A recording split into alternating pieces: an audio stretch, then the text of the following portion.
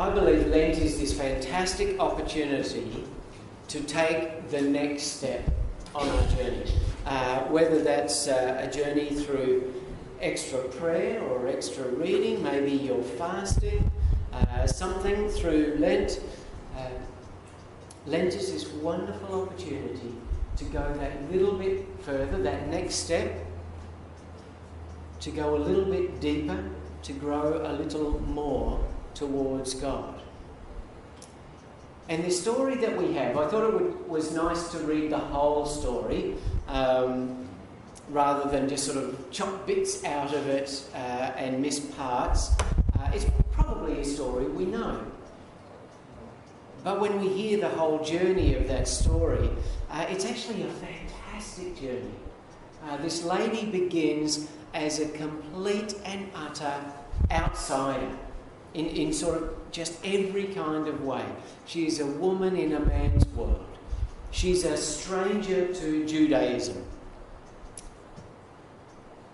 She's a stranger to the Jewish practices and their geography, all of faith. She's a stranger to their conventional morality. And even to the gospel, where she remains an unnamed person for centuries of readers. She's an outsider. And often we're tempted to then go and extrapolate a little bit and make out a whole lot more about how she would have fitted in her community, and and that outsider status might have meant all sorts of things that isn't actually in the text. But it would be hard to overestimate the outsider status, if you like, of this woman. In the eyes of the gospel writer, as he's telling this story, she begins really as a nobody, because of her gender, because of her religion, because of her social standing, because of her personal habits. All of these things distance her from the person of Jesus, and he's the one that the writer is focused on. All of those things distance her from her own community. And we're expecting that people would be trying to avoid this lady. We would anticipate that people, if they had an opportunity, they would be ignoring this kind of a person in society. Now, most of us are desperately trying to avoid being a nobody. We would usually prefer to be recognised and cherished as somebody who matters. Now, I think that's the case. Maybe it's not the same for everybody. I know Johan, when he catches the train with all his mates up to the city early in the morning, often tells stories about the odd people he sits with. Maybe in a situation like that, in a strange crowd, we'd rather not be noticed. We're happy to be a nobody. But on the whole, that's only in other places. When it comes to people who know us, when it comes to our normal environment, our own community, we'd like to be somebody. At least considered somebody that's important, somebody that matters. Maybe not important, but just somebody who's cherished and matters would be nice. So this text, this story, is good news for anybody who's known something of the pain of being a nobody, even if it's only just in moments, or when you were younger, or when you were older, or when you were here, or when you were there. This text is good news for all of us, because Jesus doesn't turn away from this woman. He doesn't ignore this woman. Rather, he engages her in conversation. He takes her seriously. He talks to her and is interested in her. And we find that he ends up spending several days in her town, because this lady and her community matters to Jesus. That's good news. but it's also challenging news. So often the gospel message is good news, but it's also challenging news. It has that other side of the coin, because it reminds all of us here, reminds churches and its members, that the people who we think are nobodies are almost undoubtedly somebodies in Jesus' eyes. Now, you're probably all saying, oh, well, that's okay because I don't think anybody's a nobody. Well, I think the reality is we all ignore some people. It might be that we ignore the people who look so very different to us. It might be the people who look like they're really got it all together and they're fantastically wealthy and their life is perfect. Maybe we ignore them because they're just so arrogant and they're so all over it. And we could ignore all sorts of elements of our community. People that we have no need to connect with. And this story reminds us that the people that we ignore, the people that we treat like nobodies, are in fact somebodies in the eyes of Jesus. I feel like that should buttonhole all of us. We might all have different ways of ignoring some person. But to just remember, just remind ourselves, but they wouldn't be a nobody to Jesus. That's the challenge of this story also. It's good news, but it also has that little kicker of a challenge. Who are those strangers for us? Is it the neighbours? Is it the people who look different? Is it newcomers? Those people would be somebody to Jesus. So I want to launch from that.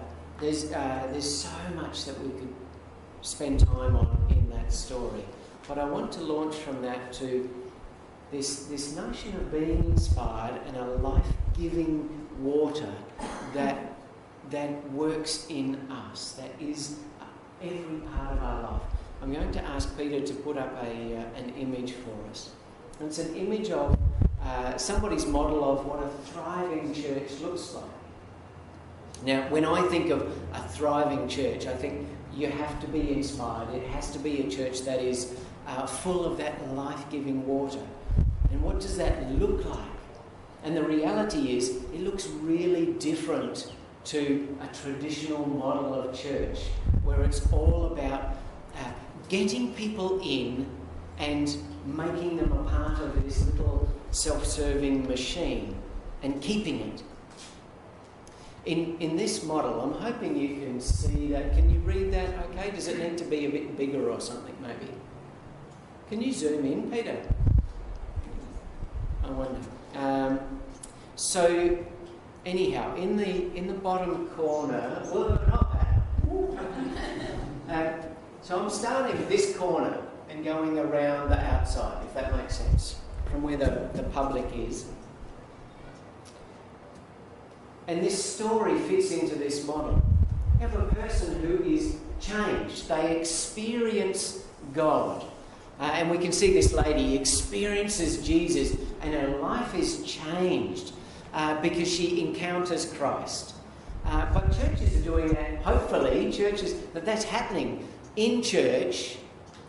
But we remember that it happens, just like in this story, outside of church. People's lives change because they meet God somewhere. Could be anywhere. But God encounters them and something happens. And that change then leads them, maybe, hopefully, to a place like this. That experience of God.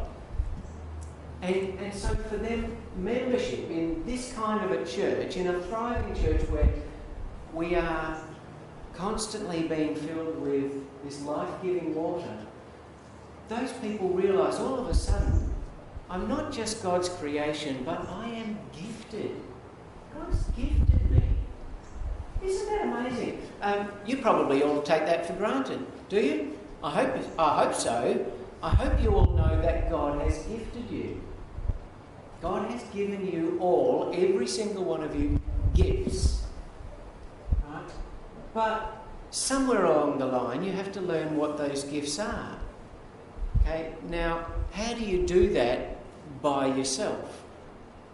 The role of the church is partly to help people know you are gifted and this is where your gifts are.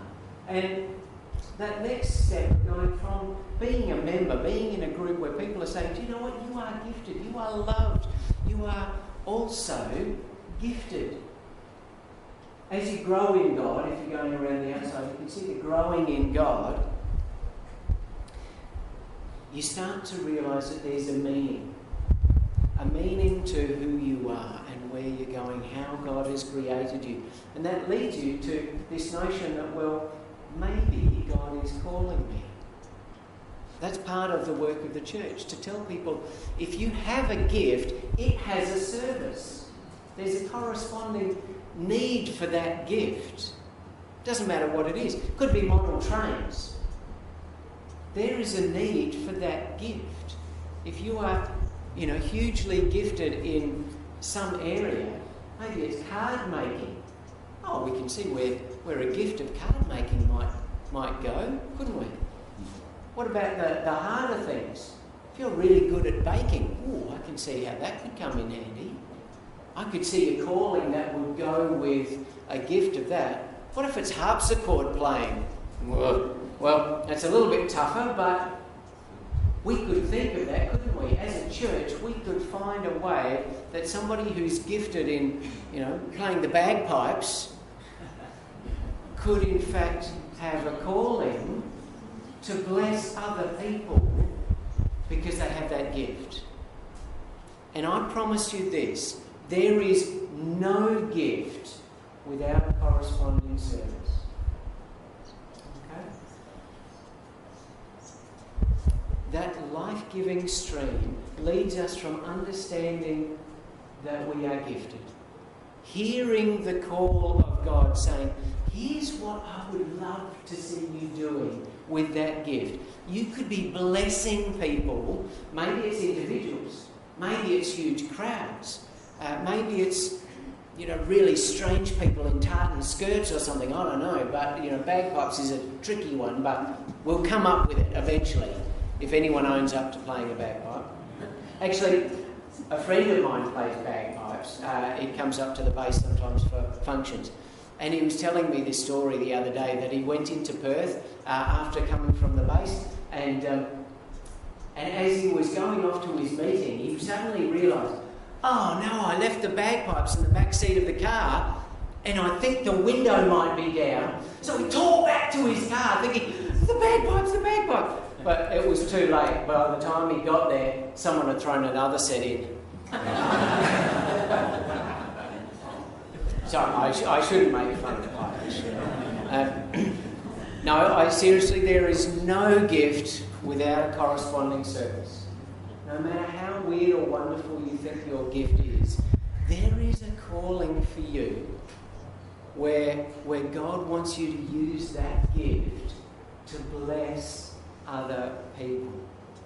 And so when, it's maturity when you start to understand those things. We would say you're becoming a mature Christian when you know your gifts and you know where God is calling you to use them. The work of the church is then to make sure that you can do it well.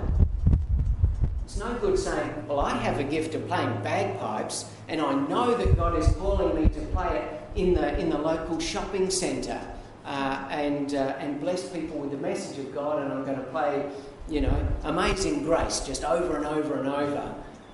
And the church, it would be silly if the church said, great, go off and do that with a big poster of our church. No, what we'd say is, you need to be trained. You need to know more than one song. We want you to be good at what you do. If bagpipes is your thing, great, but do it well. Do it really, really well. And know that your calling needs to be matched to that really well.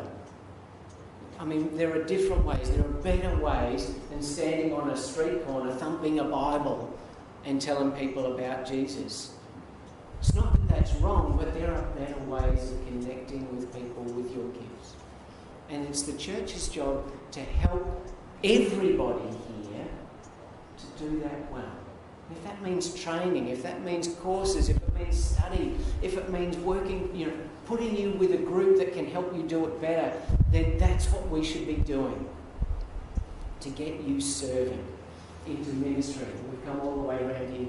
When you're serving, when you're active, when you see that your gift and your calling is now a ministry, and you're praying beforehand because you want to touch people's lives with your gifts and your passions and where God has placed you, and the church sends you out to do that.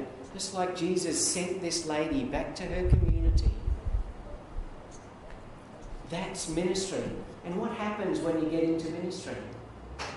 Find all of a sudden you have all these needs. And you're starting to share God with people, but you realise you don't have it all. And it drives you to your knees. And you have to ask God to provide and to guide you and to show you. And all of a sudden you're experiencing God again. And you go round the circle or round whatever that is. And that's life-giving. That's inspiration. That's life-giving water flowing through us. As we are learning where God is calling us, we're hearing us and we're putting it in action. Who God has made us to be is now this active thing of living out our gifts and our calling and our areas of passion. We're going on behalf of the church with all the prayers and the support of the people behind us. And when we get there, we are meeting God. We're encountering God. We're experiencing God.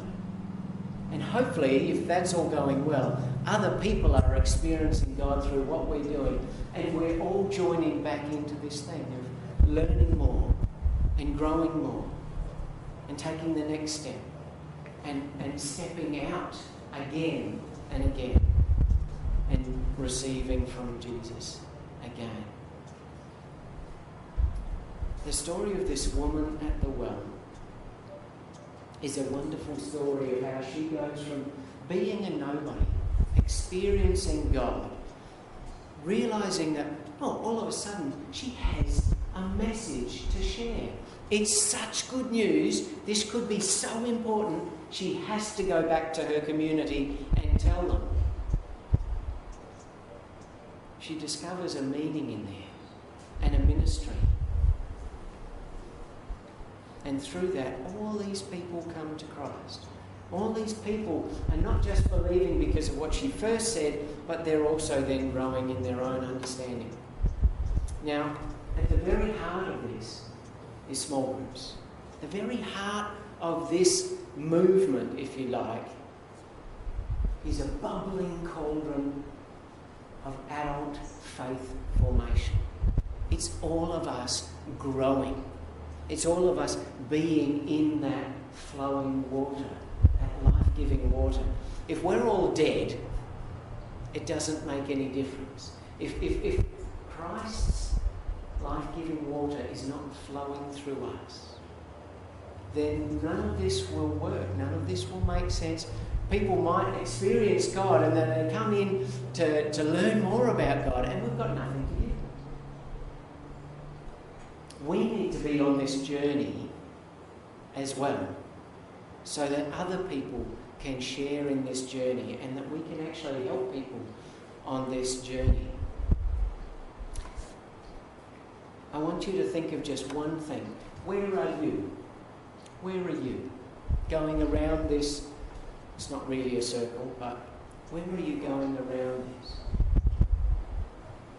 And how can you take the next step?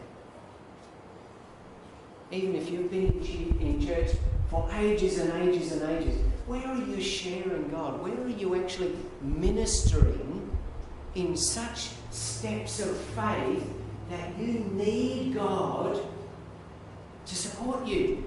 if you're not stepping out in faith to the extent that you are praying to God, show me where you are. Show me where the resources will come from. Show me where the strength will come from. Show me the next person to talk to.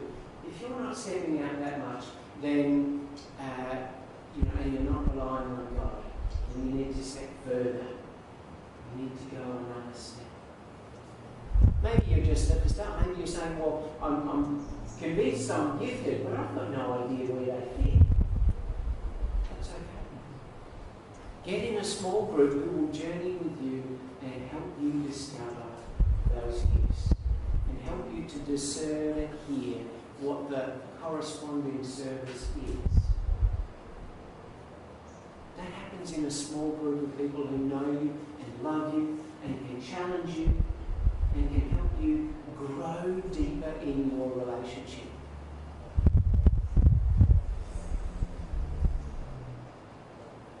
So this time of Lent, I just want to encourage one thing. Take one more step.